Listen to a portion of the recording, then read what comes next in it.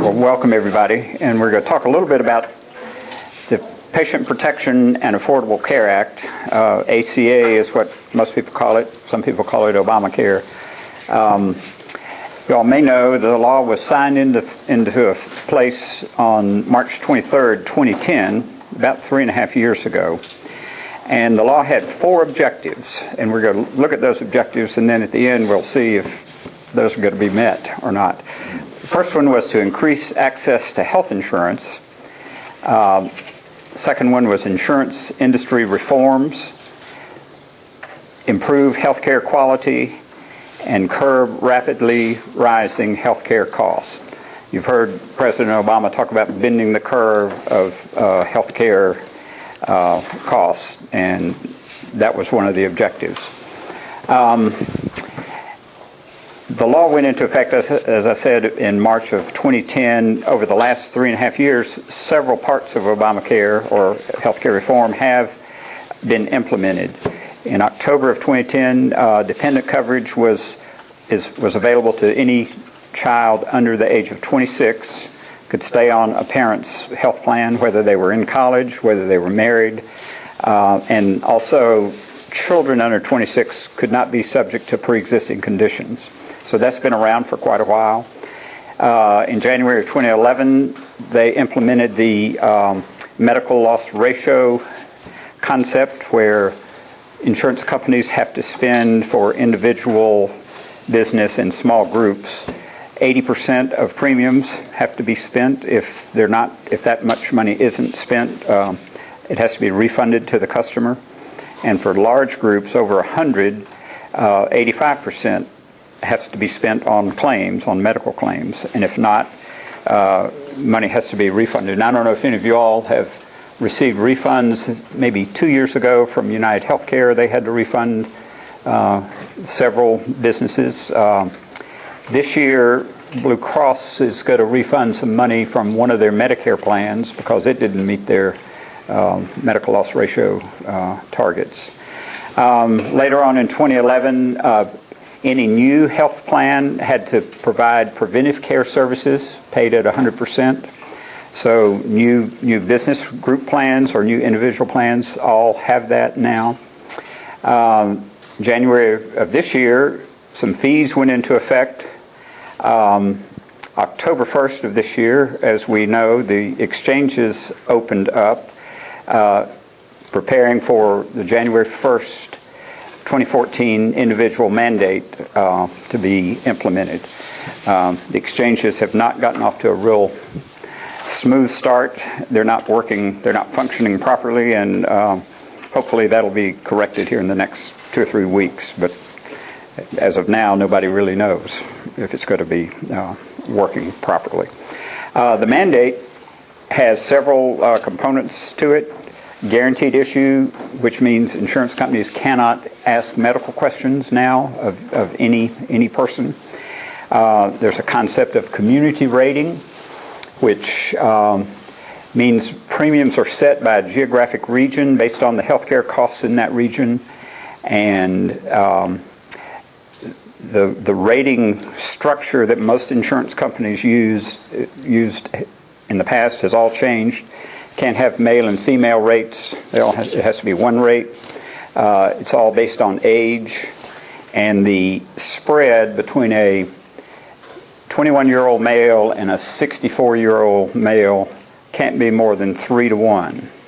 Today, if you look at most health plans, that spread might be 7 to 1, 8 to 1, from a young male to an older female. Anybody over 65 is eligible for Medicare, and it doesn't apply to them. So now that spread has to be compressed to no more than 3 to 1. So guess what happens? The younger people, their rates have gone up. The older people's rates have not come down, but they haven't gone up as much as the young ones. So that all has to be taken into place. Premium subsidies are going to be in effect starting January 1st. Penalties and new taxes are going into effect January 1st. And a big expansion of Medicaid is going to be going into effect. We'll talk a little bit about that a little bit later. What does all this mean for everybody? From an individual standpoint who doesn't have insurance, now they're going to have to buy insurance or face a penalty.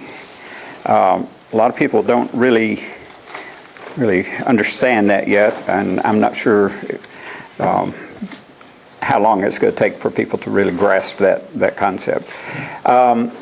Employers who have businesses with less than 50 employees aren't affected at all by this legislation. Employers with more than 50 people are affected, and we'll talk about that a little bit later also. All the new health plans that are going to be available January 1st have to comply with something called essential health benefits. All plans must cover at least 60% of all medical costs and can't have an out-of-pocket that exceeds $6,350. Today, a lot of plans have much higher deductibles than that, so people are going to be forced to lower those deductibles.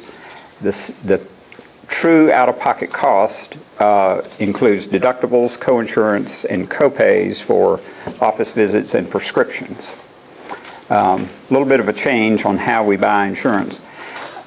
The 10 essential health benefits are ambulatory services, that's outpatient surgery in the hospital or at an outpatient facility, emergency services, hospital services, maternity and newborn services, which if you bought individual coverage, you didn't have that maternity benefit unless you bought it as an extra rider.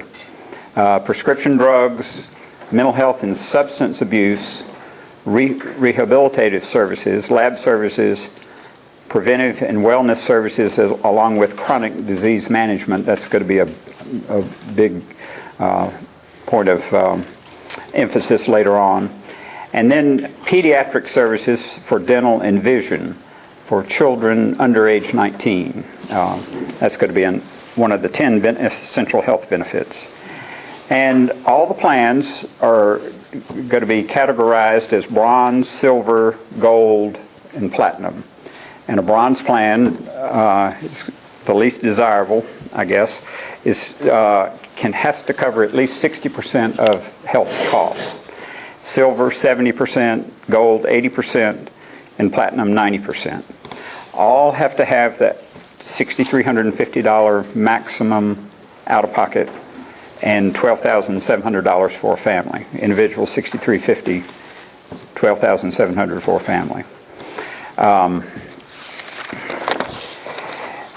There are going to be premium subsidies available for individuals who buy their own insurance. And these can really be fairly substantial, and one of the handouts in that little booklet, I think, has a little chart on the subsidies. The federal government says the poverty level is $11,400, and subsidies are going to be available to an individual who makes up to 400% of the poverty level. That's $45,960. So a lot of people will be eligible for help with their insurance premiums. Family of two, up to $62,000, and a family of four, about $94,000. And later on, I've got a little calculator. We can do some examples of subsidies, but they can be quite substantial. And in fact, at the lower income levels, there's some plans that will have no premium on them. There's also a separate second subsidy called a cost-sharing subsidy. And if a person's income is up to 250% of the poverty level, not 400, but 250, and they buy a silver plan, their benefits get enhanced up to a gold or a platinum plan at no additional cost. So that's a pretty good benefit that allows people to have maybe $1,000 out-of-pocket maximum and $5 copays when they go to the doctor and a $500 deductible.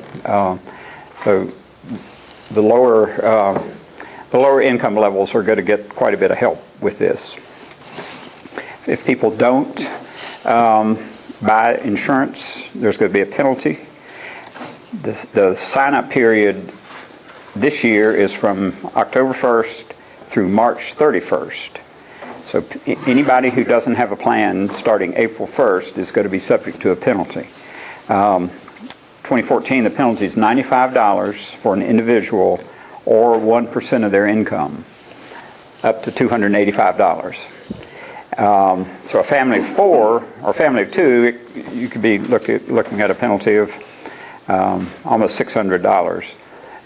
And then if they're children, a child is assessed 1/2 of the adult rate. So a family of 4 could be looking at a $800 or $900 penalty this year. Next year it goes up to $325 and 2% of income, up to $975 maximum. And then 2016 is $695 and 2.5% of income, up to $2,085 per person. So in 3 years, the penalty is going to be fairly significant. What I'm going to do now is do a little video presentation that Blue Cross has put together for individuals that explains the whole range of things that are going to be available and how they're going to be affected. This takes about 8 or 10 minutes. Everybody hear that okay? The purpose is to make sure that no matter which plan or which insurance company you choose, you get basic coverage for things like sickness, chronic conditions, and major surgery. All right, and remind me, what are the 10 benefits? Well, there's ambulatory patient services. What's that, outpatient stuff? Yeah, outpatient services, procedures, tests, that sort of thing. Got it. Then there's emergency services, hospitalization, maternity and newborn care, mental health and substance use disorder services, including behavioral health treatment. Okay, that's 5. Prescription drugs. 6. Rehabilitative services and devices. In other words, something you might need short-term while you recover from an injury. Lab services, preventive and wellness services, and chronic disease management. Okay, and number 10? Number 10 is pediatric services, including oral and vision care for anyone up to age 19. Okay, that's a pretty solid list. All plans also have to limit how much you pay out of pocket during the year. To how much? For individuals, the upper limit is $6,350. For families, it can't be more than $12,700. All of your out-of-pocket expenses are applied to this amount. That seems kind of high, doesn't it? But that's the worst-case scenario, the most anyone could possibly pay. For most people, it'll be lower than that, maybe a lot lower. And all of your out-of-pocket expenses are applied to this amount. Which means what? Deductibles, copay? That means your deductibles, your copays, co-insurance, even your drug copays. Everything but your premiums applies to that total. So no matter what, out-of-pocket expenses are capped? Yes, and anything over that amount is 100% covered by your insurance. All right, then I want in on this. What do I do? We have agents right here, and they can answer questions. They can help you pick out a plan, and they can get your enrollment in it. Right, so the obvious answer is... That is not for us to shut up and let them do their job. Okay, it's all yours, guys.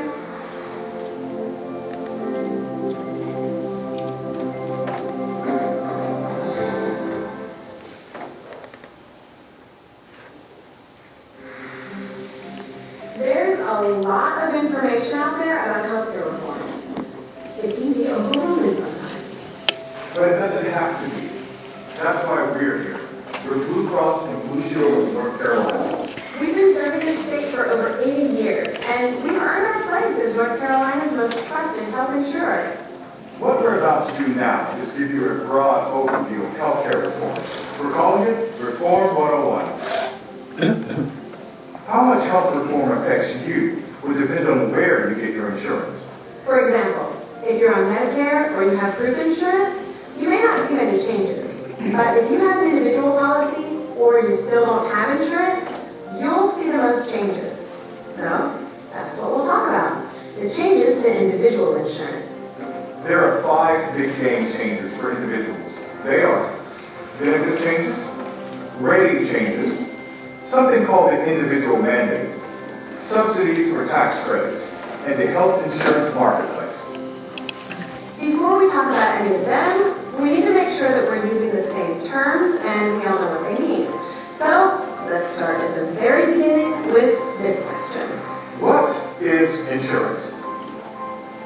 Insurance is the pooling of risk. Right. I'm going to need a little more than that. Okay, it works like this. We bring together a group of people and each person contributes a certain amount of money that we can use to help them pay for their health care. If the people in the group need to see the doctor a lot, it costs more money and they would need to contribute more to the pool to help pay for that. Seems pretty simple. It does. But in reality, it's not that simple. Why not? Because most groups are not all healthy or all unhealthy. They're generally a mix of healthy and less healthy people. So, as an insurance company, we try to determine the overall health of a group and set our rates accordingly. So what do? We ask everyone how they're feeling that day? No.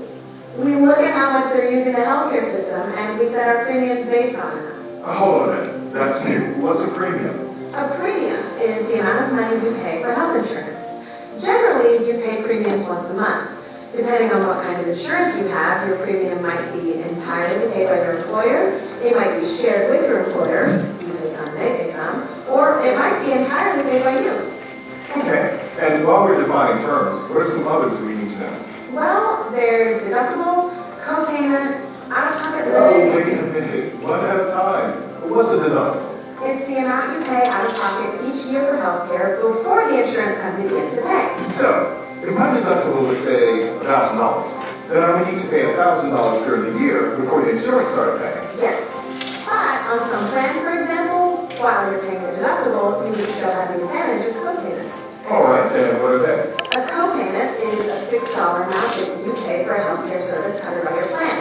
So, let's say you have a copay of $20 per doctor visit. Then, each time you went to the doctor, you would pay $20. Exactly. Okay, and the out-of-pocket limit would be the maximum amount of money I have to pay out of pocket? Yes. Each year there's a limit on how much you have to pay for covered healthcare costs, not counting your monthly premiums. These limits vary according to your insurance plan, but once you reach your out-of-pocket limit, that's it. You're done paying for covered healthcare that year. All right, what else? In-network versus out-of-network. What's that? When we set up a network of healthcare providers, we negotiate fixed prices for their services. So if you go see what we call an in-network provider, they can only charge you the rate they agreed with us to charge. That's what fixed rate means. Out-of-network providers have not made these agreements with us, so they can charge whatever they choose. So generally, going to an in-network provider would cost less than going out-of-network. Generally, yes. Okay. I think we're ready to talk about healthcare reform. But some of you may have questions first. Anybody out there who could maybe jump in and handle that for us?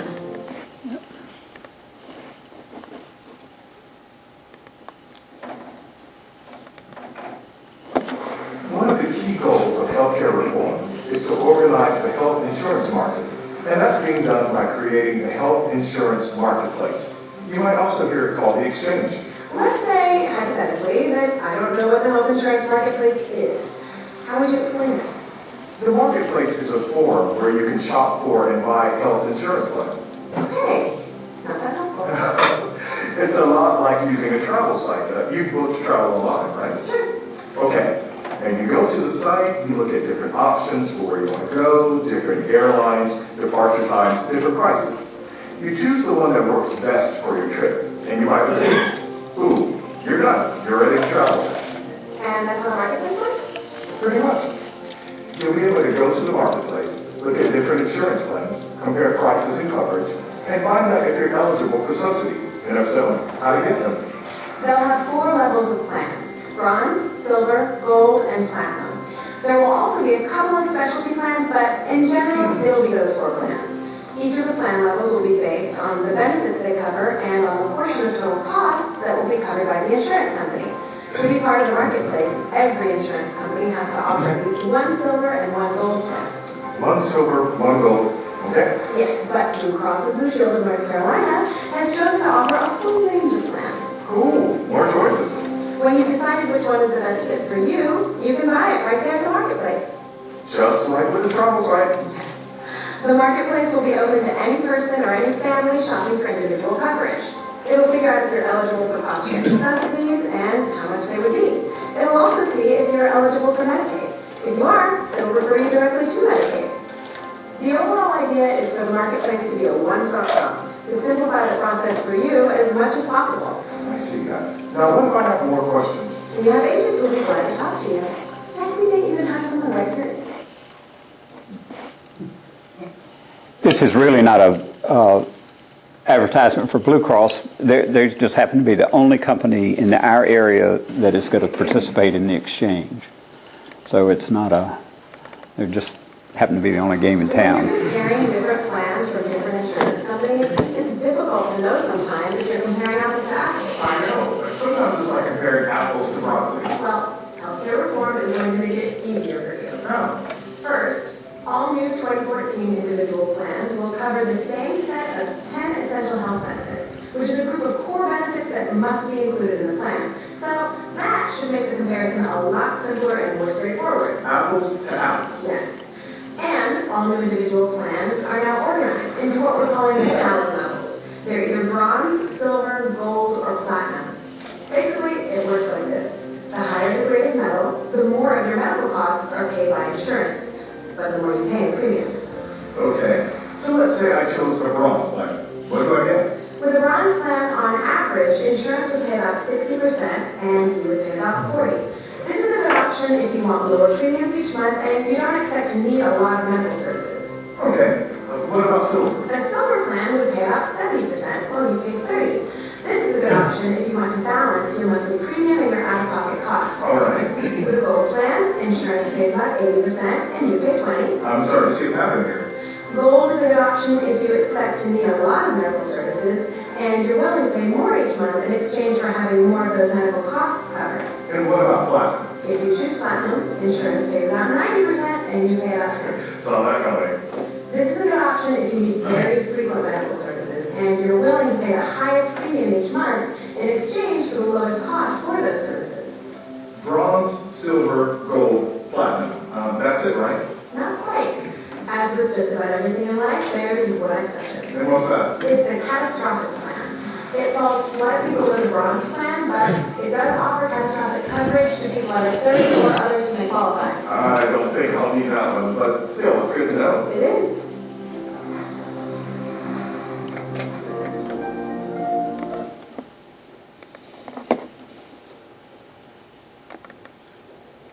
And one last one. As part of healthcare reform, the government provides low to middle-income families with subsidies to help make health insurance more affordable.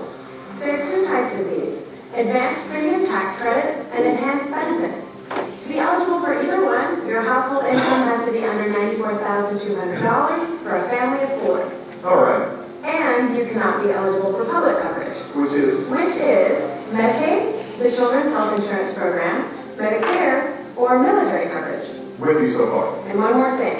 You won't qualify for subsidies if your employer provides a certain level of health insurance. I'm still with you. So, assuming you meet the qualifications and you're eligible for subsidies, let's talk about the first type, advanced premium tax credits. The whole idea behind these credits is to lower your monthly cost of insurance. Basically, the less money you make, the more subsidy you get. So let's say I qualify for a subsidy. How do I get it? Does somebody mail me a check? No. You get the credit when you pay your bill each month. The insurance company will only bill you for the discounted amount. Then they'll collect the rest from the government. You don't need to worry about that part. Good. For example, a family of 4 with a total household income of around $29,400 a year would be eligible for a subsidy of about $900 a month. That's 95% off our second lowest silver plan. They're also eligible for the second type of subsidy, enhanced benefits. And what are they? Enhanced benefits are designed to lower the amount of cost share that a member owes. They apply to families who earn $58,875 a year or less. For how many people? A family of 4. Depending on your family's income, you get enhanced benefits on your plan. Okay, but tell everybody how that works. Well, when you see a doctor, for example, you pay a smaller copay. All right. Or you pay a smaller deductible. The idea is to make both everyday doctor visits and serious medical events more affordable. Good. I like that. The way it works is the lower your household income, the more your benefits are enhanced. Remember when we said that insurance plans are going to be classified according to metals, platinum, gold, silver, and bronze? Now that segment. Yeah. Well, these enhanced benefits are great value. How great. Let's say your family income is $50,000 a year. Your silver plan would be like an enhanced silver plan. Nice. If your family makes about $40,000 a year, your silver plan would be like a gold plan. And if your family makes $30,000 a year or less, your silver plan would be like a platinum plan. But even though you get the enhanced benefits, you still only pay the silver price. And this is even better. Since you qualify for the subsidies we talked about last time, you can apply that money to pay for this plan. The two kinds of subsidy can work together to lower your monthly costs. How? Can you give me an example? Remember that family of four we talked about? They'd be eligible for enhanced benefits under cost sharing reductions. And how would that work? Their out-of-pocket limit would only be $700. So their expenses would be capped at $700 no matter what. And we would fully cover every expense after that. Plus, they would have $5 co-pays for primary care visits and $10 co-pays for specialists. And normally those would be what? 25 for primary care and 50 for specialists? Yes. All right. Those are serious savings. And how do you get them again? You have to apply for subsidies online when you visit the marketplace.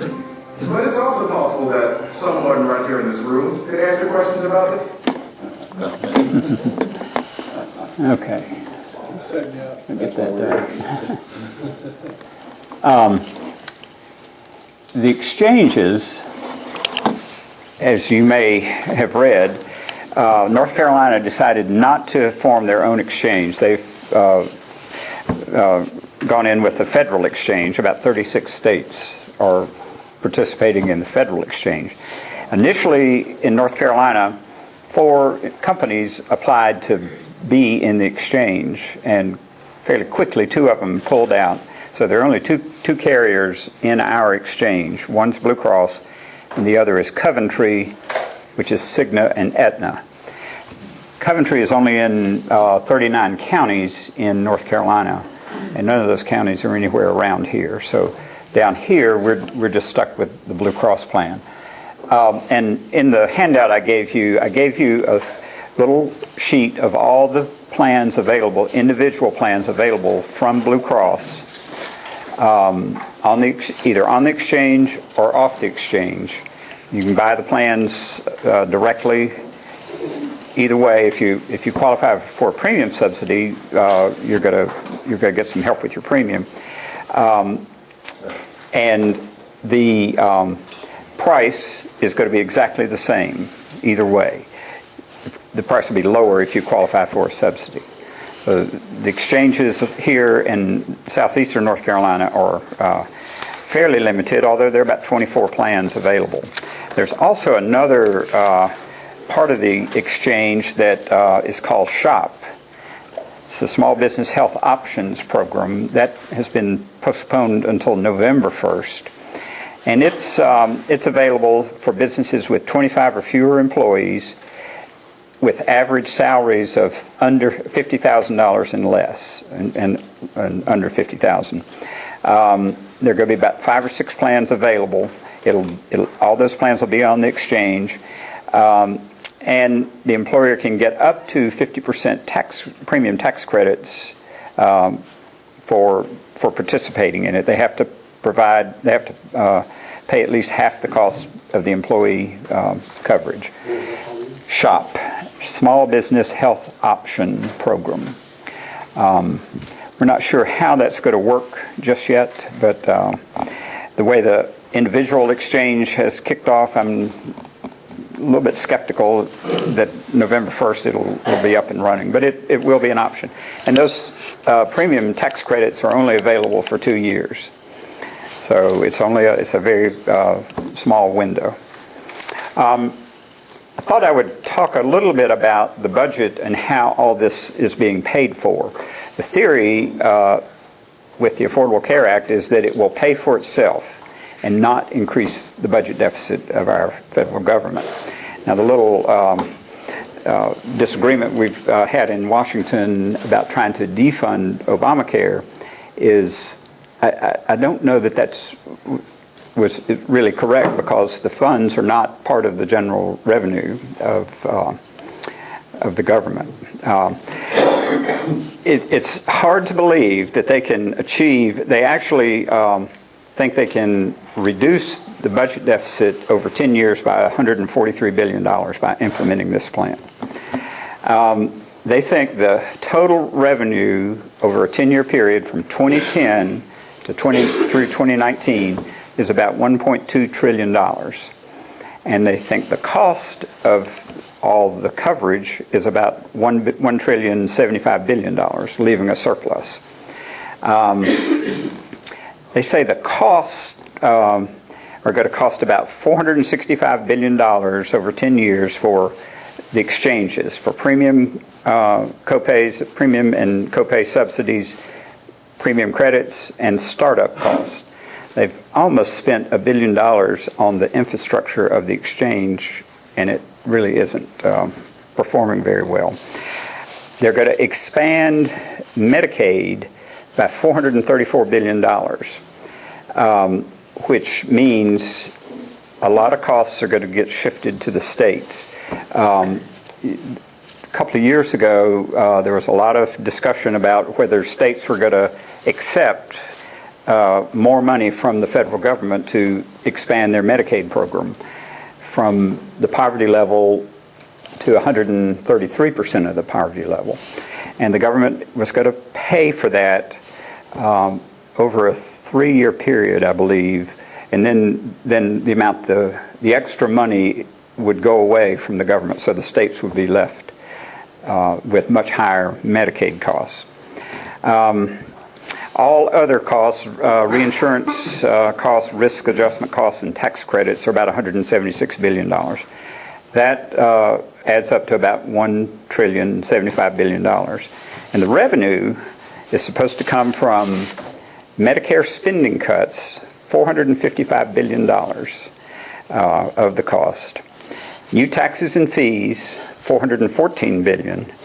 And then other revenue, $349 billion. And they categorize the other revenue as other revenue provisions, positive effects on revenue, education cuts, and the community assisted living program called CLASS. That was supposed to generate $70 billion. They did away with that in 2011. They figured out fairly quickly that that wasn't going to work. But they're still counting that $70 billion in the revenue projections to reduce the budget deficit. So if we have any CPAs in here, I'd like to know what positive effects on revenue really mean. I don't think you need a CPA. Starting 2014, new taxes that are going into effect that is going to affect a lot of people. Right now, the Medicare hospital tax, everybody pays 1.45% of their paycheck. Your employer matches that, it's 2.9%. The employee cost is going to go to, instead of 1.45, going to go to 2.35% on income above $200,000 or $250,000 for a couple. So there's a little extra thing for higher income wage earners. There's a Medicare unearned income and investment income tax, capital gains tax, 3.8% on any capital gains above $200,000 individual or $250,000 for a couple. Even applies to a house, although they've left in the Clinton provision where you get a tax-free gain of $250,000 on your home or $500,000 if you're married. That's still in place, but any amounts above that are going to be hit with the 3.8% capital gains tax. There are a lot of new fees on insurance companies. They expect to collect about $8 billion in 2014. There's a 3.5% user fee to participate in the exchange. All these user fees on insurance companies and pharmaceutical companies go up to about $14 billion in 2017. The penalties, the penalty for not buying insurance or for employers to not provide insurance, is supposed to raise about $65 billion. I don't know if you've heard about the excise tax on Cadillac health plans. That's supposed to raise about $32 billion. Doesn't go into effect until 2018. So 2018 and 2019, if you have a real good health plan, there's a 40% excise tax on that. They've raised the penalty for health savings account distributions, improper or early withdrawals from health savings accounts if they're not medically necessary expenditures, 10% to 20%. Anybody have a flexible spending account at their? So it sounds like they're going to continue the health savings accounts. Yes, they are. But if you take money out that's not medically necessary, the penalty is going to be higher. Flexible spending accounts are now limited to $2,500 a year. Used to be $5,000. The medical expense deduction for an individual used to be any medical expenses above 7.5% of your adjusted gross income was deductible. Kind of hard to get to that point. You'd have to have a lot of medical expenses. Now it's 10% of adjusted gross income. And they're going to collect about $3 billion from the tax on tanning salons. I thought that was real important.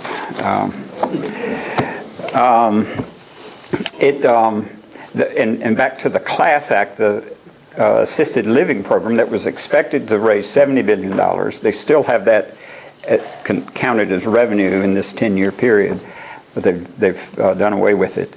They never did establish any kind of accrual for the benefits that they would pay out. So they're counting something as revenue. They were going to collect the money and not pay any benefits out and reduce the deficit. So there are lots of little moving parts to this. The big thing that I see, or the two big things, are the expansion of Medicaid for the states. In North Carolina, they expect about 70,000 new Medicaid people will come into the system that qualify for Medicaid and haven't bothered to look into it. So when they think about applying for health insurance, if their income is below $11,400, the system is going to tell them to go sign up for Medicaid. But I think the income level is less than that in North Carolina. There's going to be a gap that people fall through the cracks. I think the income level is about $9,000. Nobody's figured out how that's going to wash out. So there are going to be several people that are just going to get left out of the system. The other effect is going to be the cuts to Medicare. I think over 10 years, $455 billion. They're cutting reimbursements to doctors and to hospitals and nursing homes. They're cutting the Medicare Advantage program, which we don't really have a very viable product down in this area, but they don't think that's a very good deal. I think the biggest effect for people on Medicare are going to be much fewer doctors wanting to see you because their reimbursements are going to be cut. Last November and December, a lot of cuts were supposed to take place, but Congress saw to it not to, to postpone that. There are a lot of things with Medicare, with the Part D prescription drug plan for people over 65. Anybody know here the donut hole in that program? That donut hole is supposed to be closing with a deal with the pharmaceutical companies. They're supposed to help subsidize that in exchange for getting more cuts to Medicare. So there are going to be a lot of things that so far we haven't felt the effects of that some people it's going to affect them quite a bit. Why are premiums going to be going up? I'm sure most people have heard stories about rates increasing. There are three main reasons that premiums, the impact of the Affordable Care Act on premiums. The first one is all the taxes and fees placed on insurers. Insurance companies or pharmaceutical companies or anybody, they're not going to just pay the new taxes. They're going to pass that on to their customers. So that's causing premium rates to go up.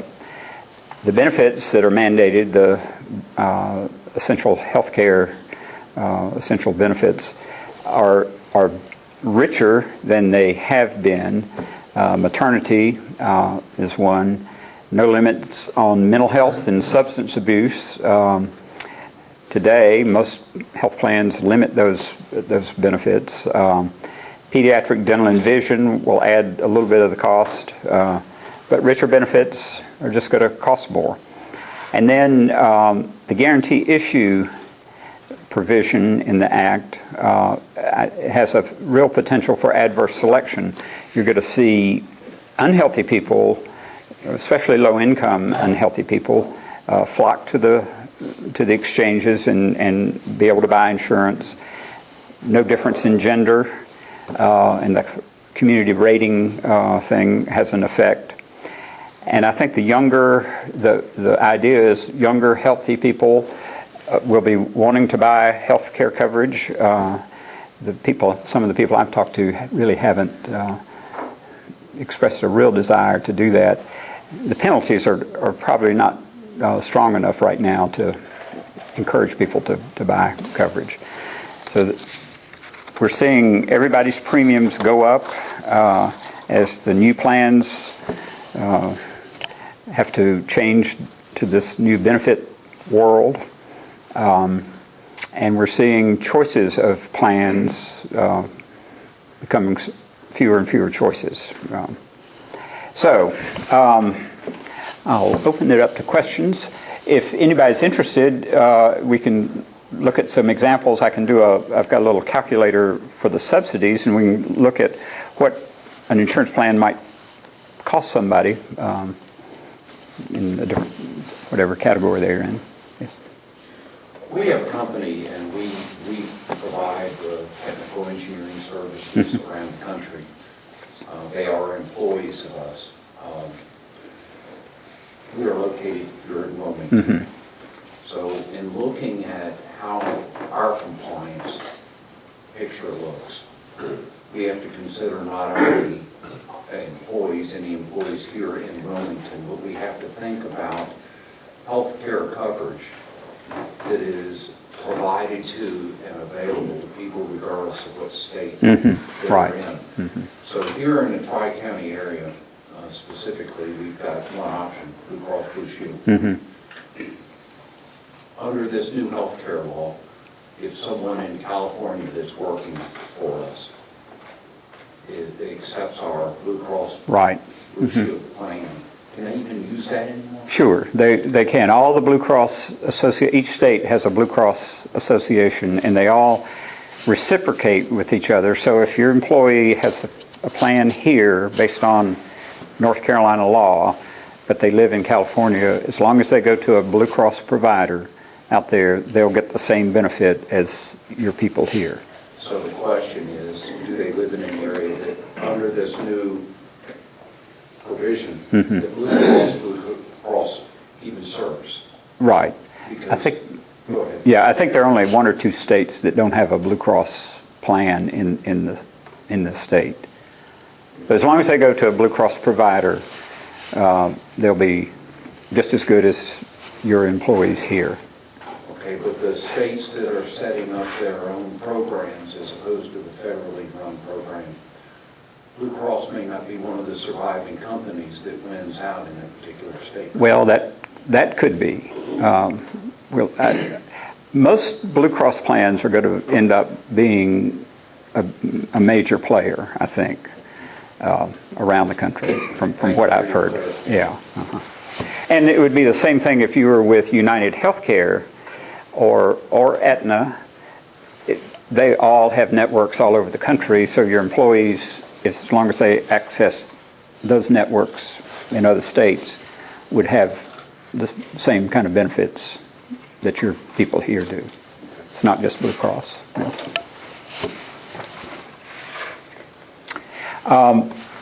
From an employer perspective, there's going to be a lot more reporting employers are going to have to do to the government to prove that people are insured, last year, I believe there was a provision if you have more than 250 employees, on the W-2 form, there's a new box that captures the monetary cost of the benefit the employer provides to the employee. I don't know when that's going to come down to 100 or 50 or everybody, but it's a thing that the Treasury Department and the IRS is going to be capturing that information to make sure people are covered somewhere along the way. And as an aside to that, the exchanges and people who decide not to purchase insurance and pay the penalty, or if they purchase insurance and receive a subsidy, that's going to be the most confusing thing to sort out. People today, if they go apply on the exchange, they're going to base their income based on their 2012 tax return. They haven't filed their 2013 tax return.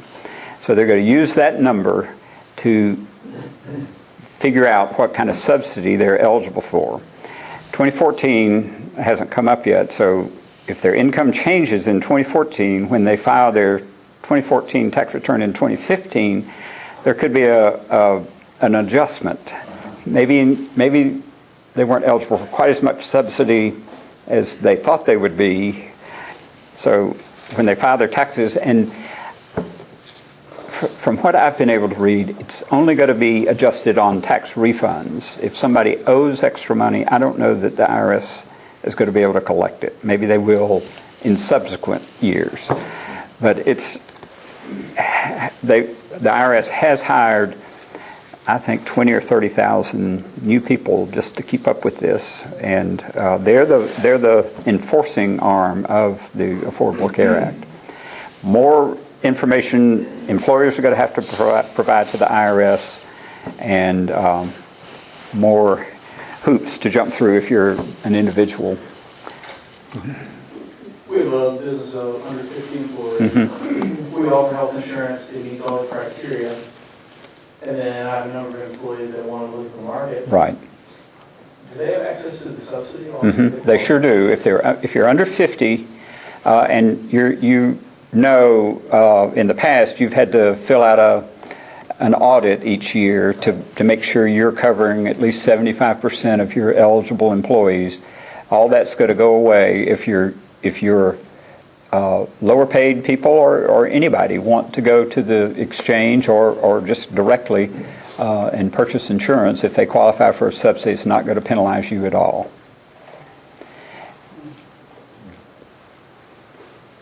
Yeah.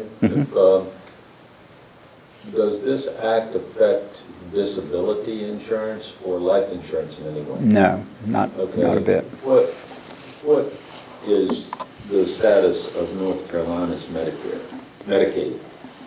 My understanding is that we opted out. Right, we did opt out. Can you explain that, please? Well, the trade-off was to expand Medicaid to include more people at a higher income, 133% of the poverty level.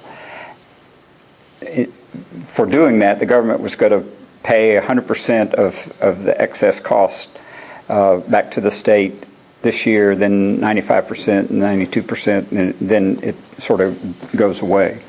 I think our state decided not to do that and keep their Medicaid program the way it is. They do get funds from the federal government to provide the Medicaid program, but it's not 100% of the cost. I don't know exactly. But it's less than 100%. Yes. So the state is on the hook, and you hear that all the time in Raleigh when they're talking about the budget, about Medicaid becoming probably the biggest expense in our budget. And this is, part of the idea is to shift more people to Medicaid, so the burden on the states, whether they opted in or out, I think going down the road is going to be greater. Okay, so state's still going to pick up the cost of these additional people. Right. Mm-hmm.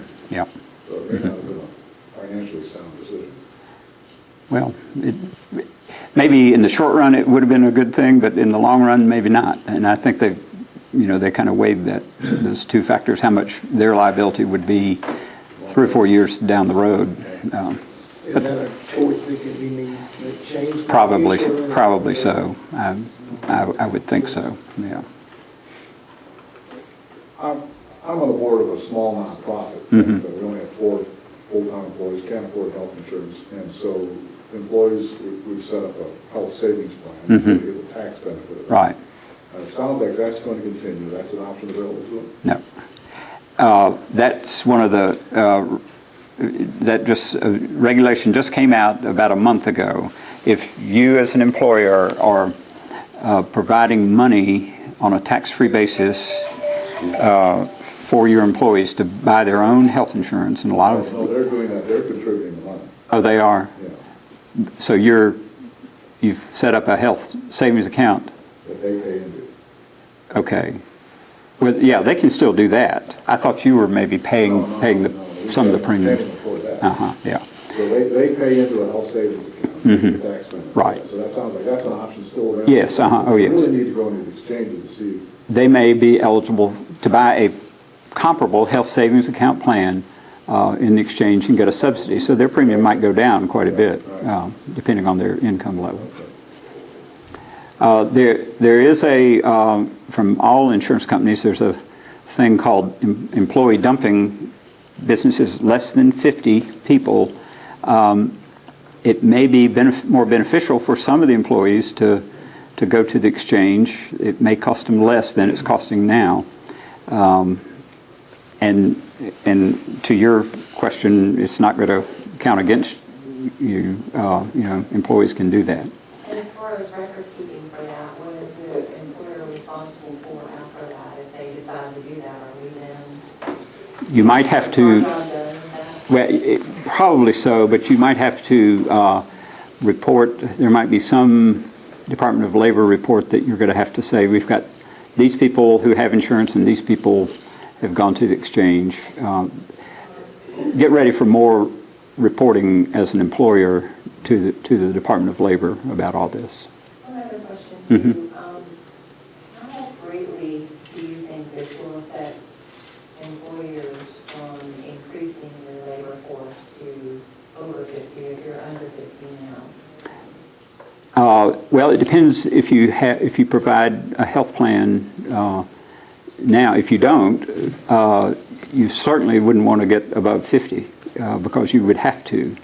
The above 50 businesses, if they don't provide health insurance, are going to face a penalty of either $2,000 or $3,000 per person and they exclude the first 30 people. And they count part-time people in the calculation. It's a real complicated calculation. You could have 30 full-time employees and 50 part-time, a restaurant or something like that.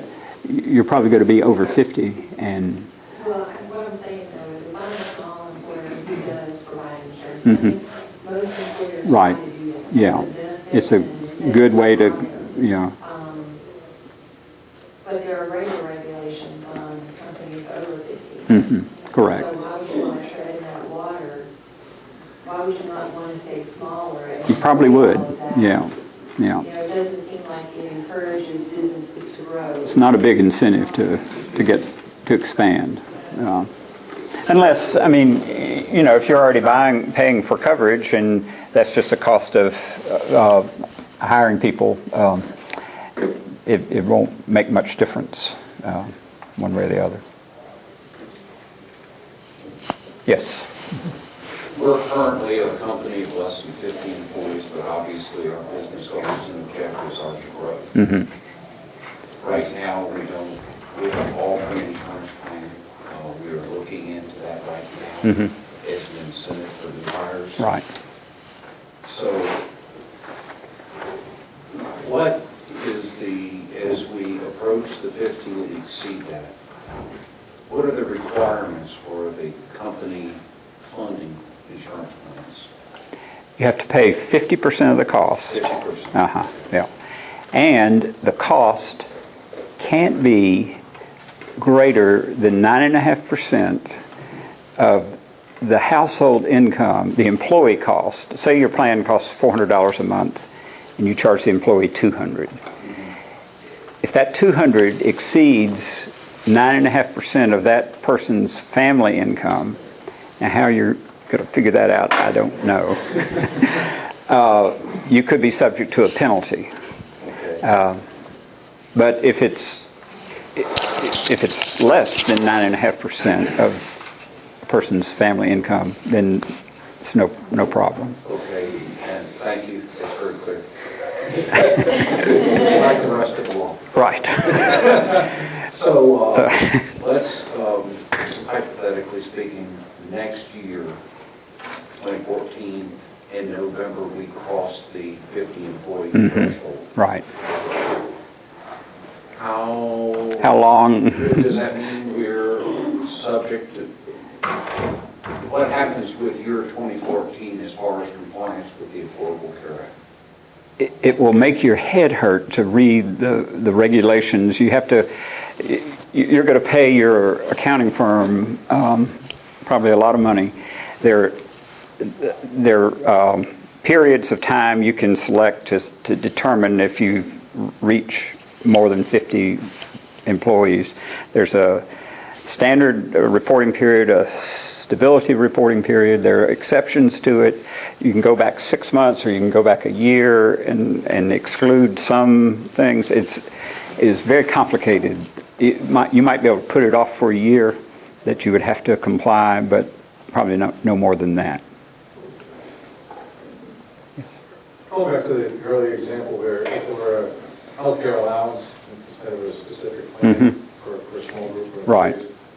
how does that, it sounds like that, you started to say that might not be feasible in the future? Or, You mean the SHOP program? no, but here's what about with the nonprofit group. Oh. If they were giving a healthcare allowance or something. Well, yeah, that has, a lot of employers have done away with their health plan, and their employees have bought health insurance individually, and they've been reimbursing them for some or all of the cost as a tax-free benefit. That can't be done anymore, according to the IRS. You can reimburse them, but it's going to be taxable income to the employee. And the theory is if they get a subsidy from the exchange, they don't want them double dipping, is the theory. But that is no longer a tax-free benefit the employer can do. Okay, so that is a January 1 or? Right, January 1st. Yeah. And that was a very disappointing thing to read, because that's a real nice benefit for people. A lot of businesses pay for people who are on Medicare. They'll pay the premium of their Medicare supplement because it's a lot cheaper than their health insurance. So now that's going to be taxable income. Yeah. But isn't it just taxable only if you have a non-taxable cafeteria line? It's not going to matter. It's going to be taxable income. You either have to provide a health plan, give them the benefit. Just like our employers, small, we don't have a cafeteria plan, so we've always had to pay taxes. I mean, our insurance is not pre-taxed. We've always paid taxes. Have you? Well, then it won't. We were told by the accountant we had to because we didn't. So yeah. In the past, you could have set up a cafeteria plan, a Section 125 plan, and given people a tax-free benefit, but can't do it anymore.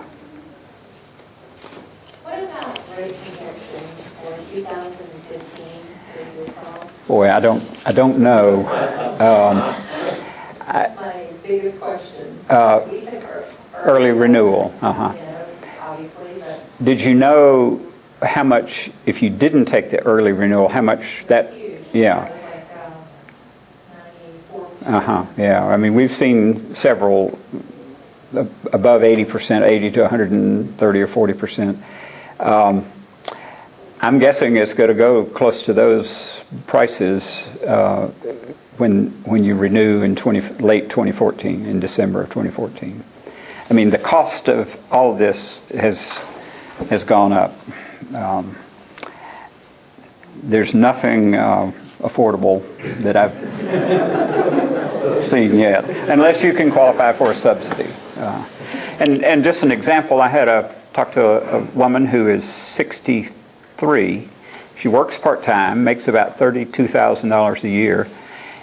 She has a health condition. She purchased a policy with inclusive health, which was the high-risk health pool. She pays about $600 a month now on a $5,000 deductible plan. The comparable plan now is about the same price, about $600, but her subsidy drops her premium down to about $200 a month. And she makes she's not, she's at maybe 300% of the poverty level. So somebody making less than that, we've seen premiums at zero with, real low income, $10 an hour, $8.50 minimum wage people won't have to pay much at all. Might even be less than the penalty if they really look at it. Plus they get a bump up in benefits also.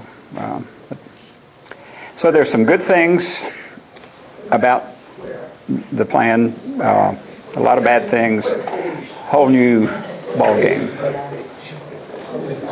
figure out the subsidies, they still haven't, they don't have all the glitches out, right? No. Have you been able to get into the marketplace? A little bit. I mean, we've got some subsidy calculators that we can sort of estimate what somebody's subsidy, but it may not be exact. And part of the new budget discussion just yesterday was they've done away with the income verification part of the subsidy. It was just going to be the honor system. You tell them what your income was. Because I finally made it in today to the marketplace. I've been trying since October 1. And it doesn't ask about W-2 wages. It just asks what current wages are. So I thought it was all based off of your W-2 from last year, and it doesn't ask anything about that. Well, so I was kind of thrown off at that. I think you can put sort of whatever you want. Yeah. It'll be adjusted later on. But as of this morning, both the Senate and House proposals, take that for what it's worth, both are including a reinforced verification process of income to qualify for subsidies. So if it is based off of 2012 wages, can you go back to the marketplace on January 1 to use your 2013 wages? You can adjust it during the year, yeah. Yeah, if you feel like you're getting too much of a subsidy, you can adjust it during the year, and your premium will go up. Yeah, that's my understanding. Jim, in the states that it did set up their own exchanges in addition, are those some of those better, worse? I don't really know. I mean, they were responsible for setting up all the infrastructure. I've heard some aren't working and some are, but they still have to go through the federal system to qualify for a subsidy. And in theory, the way it's supposed to work, you click on a little tab to go to the federal thing. There's an income verification. You put in your income. It's supposed to ping the IRS and come back to clarify that. It's supposed to go to Homeland Security. You have to put in if you're a U.S. citizen or an documented worker here. If you have a permit or an ID number, that has to be verified. And then there's another one that goes to Health and Human Services. I'm not sure why they do that, but just to check something. So there are three things that are supposed to happen in about 4 or 5 seconds, and that's not. That's the glitch. Yeah. So at what point then, once you input all the information, does it send you to the actual exchange? Because I made it through all that, but it never gave you a chance to shop. So we don't know. We don't know yet. I've made it further today than I. Yeah. I've looked. I mean, the people at Blue Cross have told us to wait till November 1st. Okay. They told us to wait till October 15th, about 2 weeks ago. So I don't know. They're just trying as hard as they can. It's the federal piece of it that's not. So ideally, function. when you do make it to the marketplace and you can shop, and you do buy on the marketplace, does it then tie back in with Blue Cross? Yes, Blue Shield? Do they yeah, know? it sends you back to Blue Cross, and then you pick your plan. Okay. Yeah. Okay. And I didn't get into all the plans that are available. Blue Cross has their Blue Advantage plans, and then there's something called Blue Value. They've created an association with Wilmington Health Associates. So if you go to Wilmington Health and to any of their doctors, you get a little bit of a discount on the rate. If they don't have a doctor, you can go to any of the other Blue Cross providers. There's a little bit of our area of the state has an option which helps a little bit. They also have two plans that you have to go to a preferred plus specialist, and if you go to that specialist, you'll get a better copay. If it's not a preferred specialist, you'll have to pay a higher copay. That's a few percentage points less. And there is a catastrophic plan available, although the premium's not much less for people under 30 if they don't want to, if they want to just buy the cheapest thing. So in our state, for example, did you go to Blue Cross Blue Shield, or did you go to the government insurance? I've tried it both ways. I'm working with the Blue Cross Blue Shield rep, and we got as far as they recommended a plan, but then you won't know your subsidies until you make it to the marketplace. So today was the first day that I actually was able to get on to the government site, and it asks you all your personal information, your income, and all that, and then it verifies your identity and all those things that you're talking about, and then I've made it that far. So it's just really been like a guinea pig back and forth trying to figure out what, I think the Blue Cross Blue Shield rep has got as far as they can get with knowing the premium without any, right. Yeah. So did you get to the government through the Blue Cross Blue No, Shield website? that's through healthcare.gov. Yeah, healthcare. Yeah. Okay, you went that route. Yeah. Okay. I've been trying both every day. It's a whole new Yeah, it's a lot of fun. frontier. So, and what's the deadline to have all this stuff